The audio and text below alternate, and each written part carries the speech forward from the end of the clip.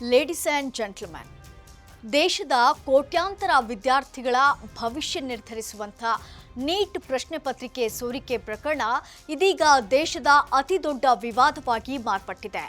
ಪರೀಕ್ಷಾ ವ್ಯವಸ್ಥೆಯ ಮೇಲೆ ಅನುಮಾನ, ವಿದ್ಯಾರ್ಥಿಗಳ ಆತ್ಮಹತ್ಯೆ ಇವೆಲ್ಲ ಸೇರಿ ರಾಷ್ಟ್ರದ ಶಿಕ್ಷಣ ವ್ಯವಸ್ಥೆಯನ್ನೇ ಪ್ರಶ್ನಿಸುವಂಥ ಪರಿಸ್ಥಿತಿ ನಿರ್ಮಾಣವಾಗಿದೆ.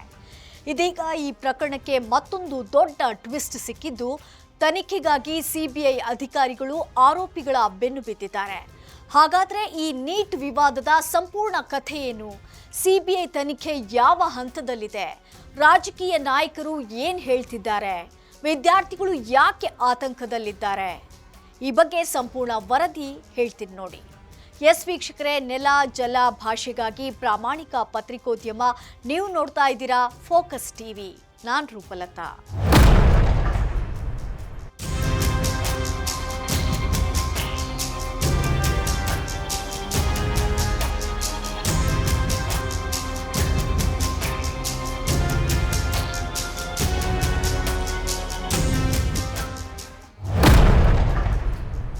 ದೇಶದ ಅತಿ ದೊಡ್ಡ ವೈದ್ಯಕೀಯ ಪ್ರವೇಶ ಪರೀಕ್ಷೆಯಾದಂಥ ನೀಟ್ ಪ್ರಶ್ನೆ ಪತ್ರಿಕೆ ಸೋರಿಕೆ ಪ್ರಕರಣ ಇದೀಗ ದೇಶದೆಲ್ಲೆಡೆ ಭಾರೀ ವಿವಾದಕ್ಕೆ ಕಾರಣವಾಗಿದೆ. ಕೆಲವು ರಾಜ್ಯಗಳಲ್ಲಿ ಪ್ರಶ್ನೆ ಪತ್ರಿಕೆ ಸೋರಿಕೆ ಜಾಲ ಸಕ್ರಿಯವಾಗಿತ್ತು ಎಂಬ ಮಾಹಿತಿ ತನಿಖಾ ಸಂಸ್ಥೆಗಳಿಗೆ ಲಭ್ಯವಾಗಿದೆ. ಇನ್ನು ಪರೀಕ್ಷೆ ನಡೆಯುವಂಥ ಮುನ್ನವೇ ಲಕ್ಷಾಂತರ ರೂಪಾಯಿ ಪಡೆದು ಪ್ರಶ್ನೆ ಪತ್ರಿಕೆ ಹಂಚಿಕೆ ಮಾಡಲಾಗಿದೆ ಎಂದು ಹೇಳಲಾಗ್ತಿದೆ. ಪ್ರಾಮಾಣಿಕತೆಯಿಂದ ಓದಿದ ವಿದ್ಯಾರ್ಥಿಗಳಲ್ಲಿ ತೀವ್ರ ನಿರಾಸೆ ಉಂಟಾಗಿದೆ. ಹಲವು ವಿದ್ಯಾರ್ಥಿಗಳು ಸಾಮಾಜಿಕ ಜಾಲತಾಣಗಳಲ್ಲಿ ತಮ್ಮ ಆಕ್ರೋಶ ಹೊರಹಾಕ್ತಿದ್ದಾರೆ. ಇನ್ನು ನೀಟ್ ಪರೀಕ್ಷೆ ಬರೆದಿದ್ದಂಥ 23 ಲಕ್ಷ ವಿದ್ಯಾರ್ಥಿಗಳು ಆತಂಕಕ್ಕೆ ಒಳಗಾಗಿದ್ದಾರೆ. ಮೇ 3ರಂದು ನಡೆದಿದ್ದ ನೀಟ್ ರದ್ದುಗೊಳಿಸಿ ಜೂನ್ 21ಕ್ಕೆ ಮರುಪರೀಕ್ಷೆಗೆ ದಿನಾಂಕ ನಿಗದಿಗೊಳಿಸಲಾಗಿದೆ. ಪ್ರಾಮಾಣಿಕವಾಗಿ ಪರೀಕ್ಷೆ ಬರೆದು ಫಲಿತಾಂಶಕ್ಕಾಗಿ ನಿರೀಕ್ಷೆಯಲ್ಲಿದ್ದಂಥ ವಿದ್ಯಾರ್ಥಿಗಳು ದಿಗ್ಭ್ರಮೆಗೊಂಡಿದ್ದಾರೆ. ಜೊತೆಗೆ 5 ಜನ ವಿದ್ಯಾರ್ಥಿಗಳು ಸೂಸೈಡ್ ಮಾಡಿಕೊಂಡಿದ್ದಾರೆ.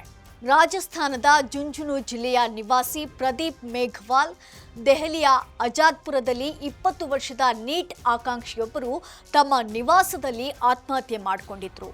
ಆದರೆ ಅಲ್ಲಿ ಯಾವುದೇ ಸೂಸೈಡ್ ನೋಟು ಪತ್ತೆಯಾಗಿರಲಿಲ್ಲ. ಆತ್ಮಹತ್ಯೆಗೆ ನಿಖರವಾದ ಕಾರಣ ಇನ್ನೂ ಪತ್ತೆಯಾಗಿಲ್ಲ.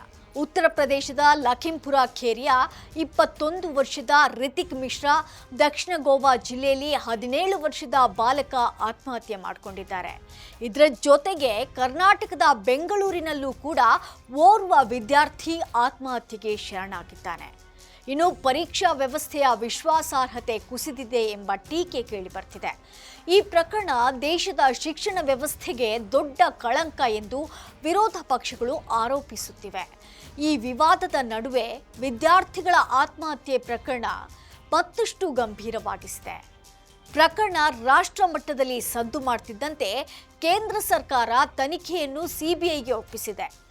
ಜೂನ್ 21ರಂದು ಮರುಪರೀಕ್ಷೆಗೆ ದಿನಾಂಕವನ್ನು ಘೋಷಿಸಿದೆ. ನೀಟ್ ಯುಜಿ ಪ್ರಶ್ನೆ ಪತ್ರಿಕೆ ಸೋರಿಕೆ ಪ್ರಕರಣಕ್ಕೆ ಸಂಬಂಧಿಸಿದಂತೆ ಕೇಂದ್ರೀಯ ತನಿಖಾ ದಳವು ದೇಶದ ವಿವಿಧೆಡೆ ದಾಳಿ ನಡೆಸಿ ಇದುವರೆಗೆ 5 ಪ್ರಮುಖ ಆರೋಪಿಗಳನ್ನು ಬಂಧಿಸಿದೆ. ವಿಕಾಸ್ ಬಿನ್ವಾಲ್ ಈತ ರಾಜಸ್ಥಾನದ ಸವಾಯಿ ಮಾಧೋಪುರ್ ಸರ್ಕಾರಿ ವೈದ್ಯಕೀಯ ಕಾಲೇಜಿನ ಪ್ರಥಮ ವರ್ಷದ MBBS ವಿದ್ಯಾರ್ಥಿಯಾಗಿದ್ದು ಹಗರಣದ ಪ್ರಮುಖ ಕಿಂಗ್ ಪಿನ್ ಎನ್ನಲಾಗಿದೆ.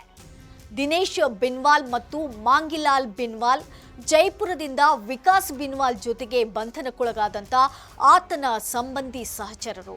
ಶುಭಂ ಕೈರ್ನರ್ ಮಹಾರಾಷ್ಟ್ರದ ನಾಸಿಕ್ ಜಿಲ್ಲೆಯ ನಿವಾಸಿಯಾಗಿದ್ದು ಪ್ರಶ್ನೆ ಪತ್ರಿಕೆ ಸೋರಿಕೆ ಜಾಲದಲ್ಲಿ ಭಾಗಿಯಾದಂಥ ಆರೋಪದ ಮೇಲೆ ಬಂಧಿಸಲಾಗಿದೆ.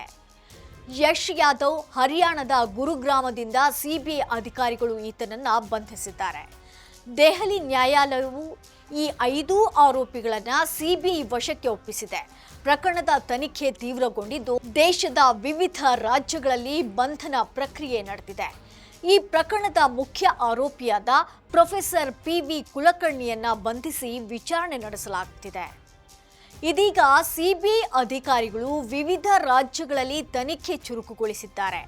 ಪ್ರಶ್ನೆ ಪತ್ರಿಕೆ ಸೋರಿಕೆ ಜಾಲದ ಹಿಂದಿರುವಂಥ ಪ್ರಮುಖ ಆರೋಪಿಗಳನ್ನು ಪತ್ತೆ ಹಚ್ಚಲು ಅಧಿಕಾರಿಗಳು ಸಾಕ್ಷ್ಯ ಸಂಗ್ರಹ ಮಾಡ್ತಿದ್ದಾರೆ. ಕೆಲವು ಪರೀಕ್ಷಾ ಕೇಂದ್ರಗಳು ಹಾಗೂ ಮಧ್ಯವರ್ತಿಗಳ ಮೇಲೆ ಕಣ್ಣಿಟ್ಟಿರುವಂತ ತನಿಖಾ ತಂಡ ಹಣಕಾಸು ವ್ಯವಹಾರಗಳನ್ನು ಪರಿಶೀಲಿಸುತ್ತಿದೆ.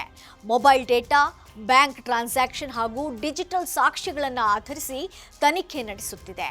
ಈ ಪ್ರಕರಣದಲ್ಲಿ ಇನ್ನಷ್ಟು ದೊಡ್ಡ ಹೆಸರುಗಳು ಹೊರಬರುವಂತಹ ಸಾಧ್ಯತೆ ಇದೆ ಎಂಬ ಚರ್ಚೆ ಕೂಡ ರಾಜಕೀಯ ವಲಯದಲ್ಲೂ ಶುರುವಾಗಿದೆ. ನೀಟ್ ಪ್ರಶ್ನೆ ಪತ್ರಿಕೆ ಸೋರಿಕೆ ಇದೀಗ ರಾಜಕೀಯ ಕಾದಾಟಕ್ಕೂ ಕೂಡ ಕಾರಣವಾಗಿದೆ. ಸಚಿವ ಪ್ರಿಯಾಂಕ್ ಖರ್ಗೆ ಕೇಂದ್ರ ಸರ್ಕಾರದ ವಿರುದ್ಧ ತೀವ್ರ ವಾಗ್ದಾಳಿ ನಡೆಸಿದ್ದು ಶಿಕ್ಷಣ ವ್ಯವಸ್ಥೆ ಸಂಪೂರ್ಣ ಕುಸಿದಿದೆ ಎಂದು ಆರೋಪಿಸಿದ್ದಾರೆ.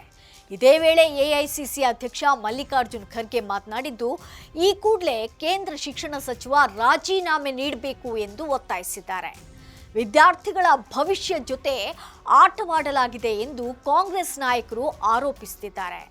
ಇತ್ತ ಬಿಜೆಪಿ ನಾಯಕರು ತನಿಖೆ ನಡೆಯುತ್ತಿದೆ, ತಪ್ಪಿತಸ್ಥರ ವಿರುದ್ಧ ಕಠಿಣ ಕ್ರಮ ಕೈಗೊಳ್ಳಲಾಗುತ್ತದೆ ಎಂದು ಹೇಳ್ತಿದ್ದಾರೆ.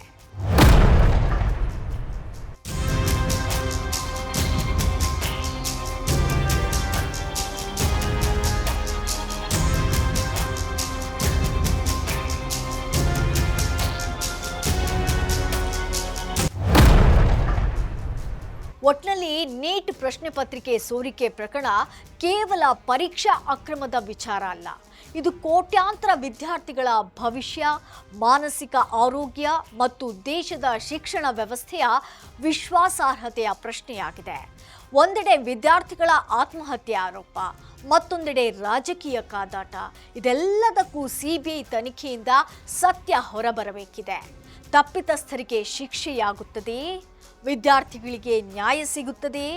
ಶಿಕ್ಷಣ ವ್ಯವಸ್ಥೆಯ ಮೇಲಿನ ವಿಶ್ವಾಸ ಮತ್ತೆ ಮೂಡುತ್ತದೆಯೇ ಎಂಬ ಪ್ರಶ್ನೆಗಳಿಗೆ ಮುಂದಿನ ದಿನಗಳಲ್ಲಿ ಉತ್ತರ ಸಿಗಲಿದೆಯಾ ಎಂದು ಕಾದು ನೋಡಬೇಕಿದೆ.